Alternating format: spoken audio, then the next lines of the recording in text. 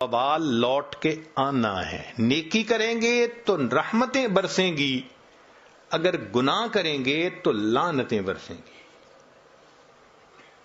چنانچہ علماء نے لکھا ہے کہ ہر گناہ کا رد عمل ہوتا ہے مگر 3 انداز سے ہوتا ہے. سب سے پہلا اس کو نکیر کہتے ہیں. نکیر کا کیا مطلب؟ نقد سزا. بندے نے گناہ کیا، نقد سزا مل گئی. ایسا ہی ہے کہ غلطی کی، ایک تھپڑ پڑ گیا تو بندہ ذرا بچتا ہے، پھر اس کو نکیر کہتے ہیں. فوراً اس کا اثر سامنے آتا ہے. چنانچہ ایک زمیندار کا واقعہ سنیے کہ جس کی اتنی زمینیں تھیں کہ اس کی زمین میں کئی ریلوے اسٹیشن بنے ہوئے تھے.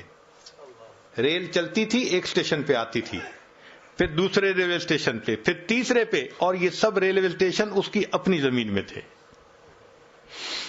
ایک دن اپنے دوستوں کے ساتھ شہر کے چوک میں کھڑا گفتگو کر رہا ہے تو دوست نے کہا کہ آج کل بس تنگی ہے مال کی اور میں بہت پریشان ہوں.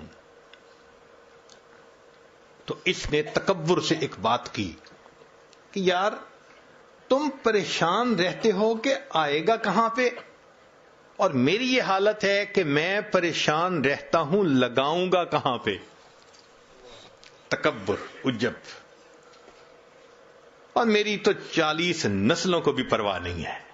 جب اس نے یہ تکبر کے الفاظ بولے، اللہ نے اس کو اپنی پکڑ میں لے لیا.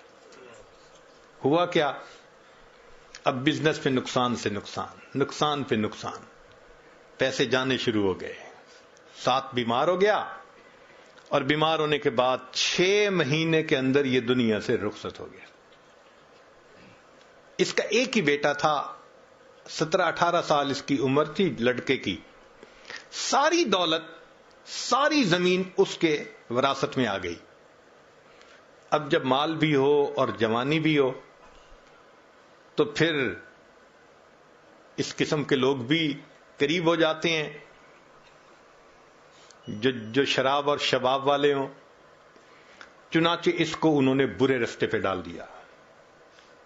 اب یہ کبھی اس کے ساتھ رات گزار رہا ہے، کبھی اس کے ساتھ رات گزار رہا ہے.